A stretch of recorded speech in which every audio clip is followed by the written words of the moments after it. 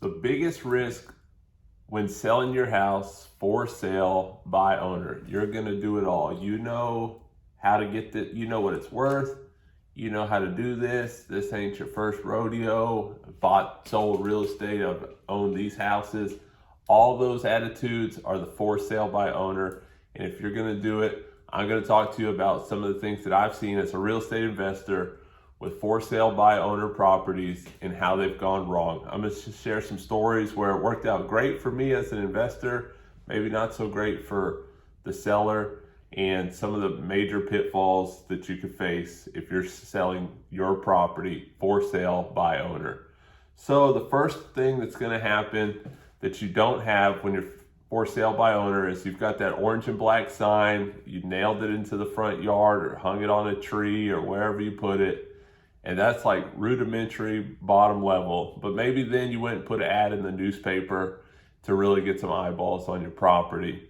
So you've upped your marketing game at this point. Now not only do you have a sign in the front yard that you just bought from Home Depot or Walmart or wherever you got it from for $5, you've also got an ad in the newspaper that's going to get this thing hopping and popping. All right, now we're on it. And then you go to Zillow and you find, after a lot of navigating the for sale by owner section, you figure out how to set that up, and they're going to hide your listing behind some tabs that maybe your buyers are going to find. Okay, great. Now you're really on a roll, but you're still not going to get enough traffic like you would if you were listed on the MLS. So keep that in mind. You can do all that and you're not going to have as much traffic. And that's the number one problem with for sale by owner. You're hoping somebody drives by, you're hoping somebody sees your ad in the newspaper, you're hoping that buyers are going to navigate Zillow and be able to find where the for sale by owner section is. And you may be watching this video saying, I didn't even know there was a for sale by owner section on Zillow. There you go. So I one time found a property, some vacant land. There were 2 lots, and they were listed on the Zillow for sale by owner section from an out-of-state seller. And she was actually a real estate agent in Tennessee. I'm in Texas. And I saw these lots on the for sale by owner section of Zillow, and they were listed for $50,000. If I remember, it was $50,000 or $55,000. I think it was 50. And I got in contact with her because lots in that area sold for about $50,000. Not a bad price for a lot. But the problem was there were 2 lots. It was a double lot. And so as soon as I called her, she immediately popped off with, I'm a real estate agent. I know what I'm doing. I know what these lots are worth. I want $50,000 for them. I said, okay. Have you had any offers on it? She said, yeah, I had a guy call and offer me 40. I said, okay. And, but she was also working with her dad, who they were all in some life estate trust. So this was a trust that owned these. She said, my dad didn't want to take the 40. So I said, well, I'll give you 45. She said, let me call my dad.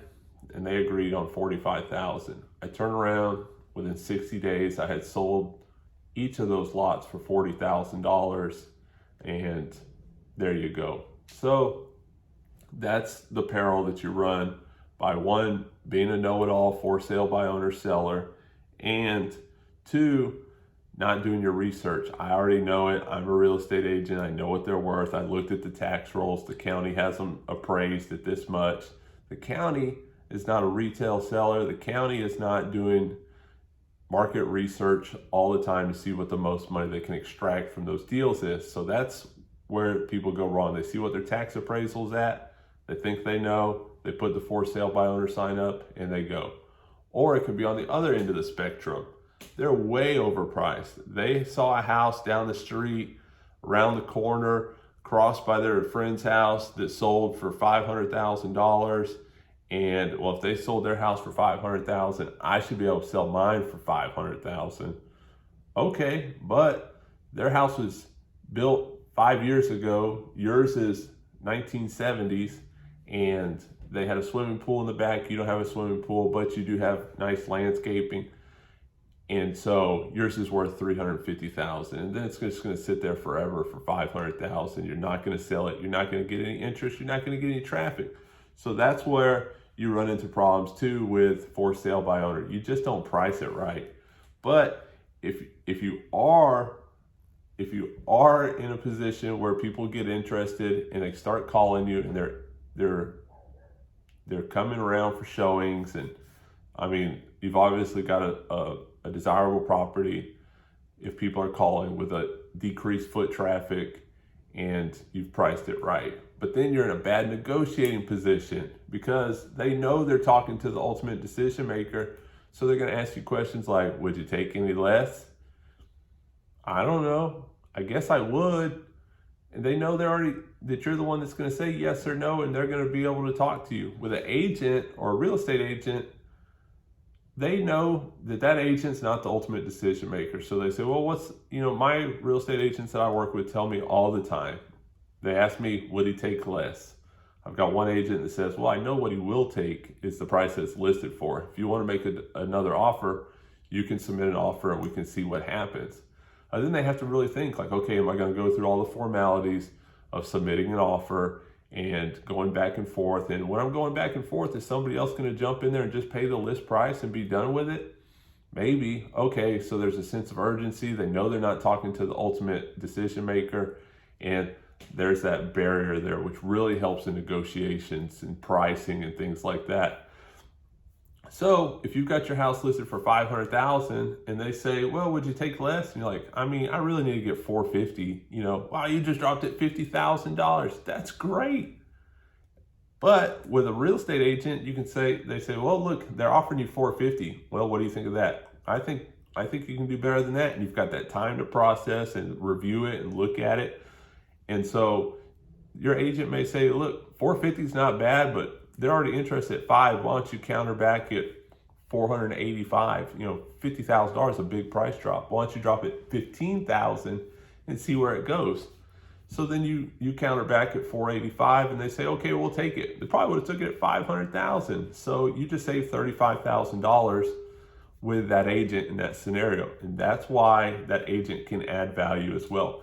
I'm not a real estate agent, but I work with real estate agents to sell properties all the time because of those reasons. The buffer in negotiations, and just the simple fact that I don't want to handle all the properties that I've got listed for sale. I don't want to field all those phone calls. And look, they're out there all day. They've got connections that I don't have with retail buyers, and so it just works out better. But if you are going to go it on your own and you just feel like, I'm going to do it for sale by owner, I've done all that, I know what I'm doing here. You sound like a for sale by owner seller to me already. Stubborn, you know it. Great. I wish you all the luck. Couple pointers. Please get access to the MLS. Your yard sign and your Zillow for sale by owner probably aren't going to cut it. I would go with a flat rate, cheap, inexpensive listing service that can get you access to the MLS. If it's $1,000, whatever it is, do your research. Just type it in Google, low cost real estate brokerage near me, find them and get access to the MLS. Get your property on there. That will dramatically increase your foot traffic and interest.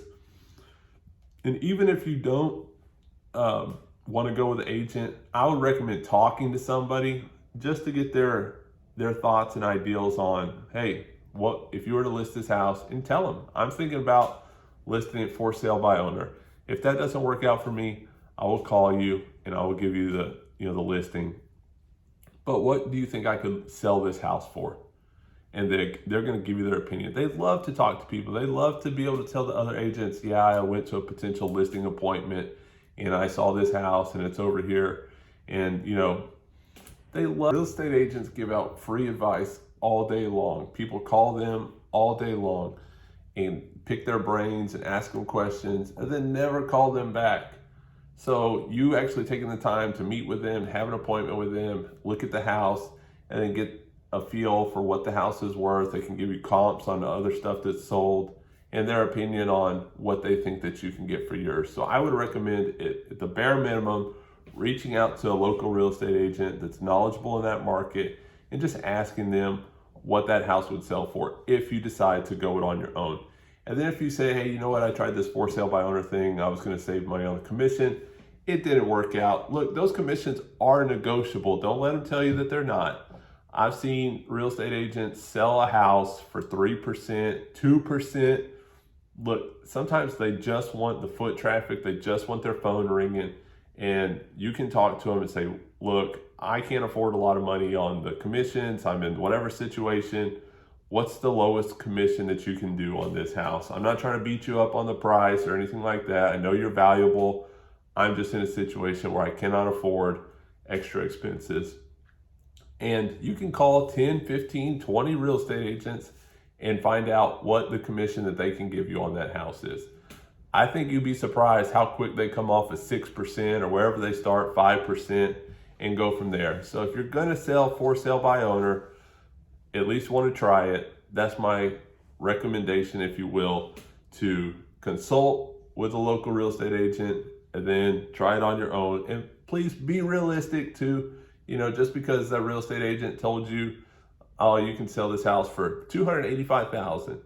Don't come in and say, well, I think they're wrong. Every one of them told me 285, 275. The highest one I got was, an agent that was just trying to get your listing and say, oh, I bet we get 299, and then you go out and list it for 325 and like, oh, well, I'll put it for 325 and somebody will come in here and offer me 285 and then I'll sell it. It doesn't work like that. Just be realistic. And I appreciate you checking out the video. Check out the channel if you would, subscribe. Let me know if you've had any experience with for sale by owner, how it worked out, whether you were the buyer or the seller, and I'll see you on the next one.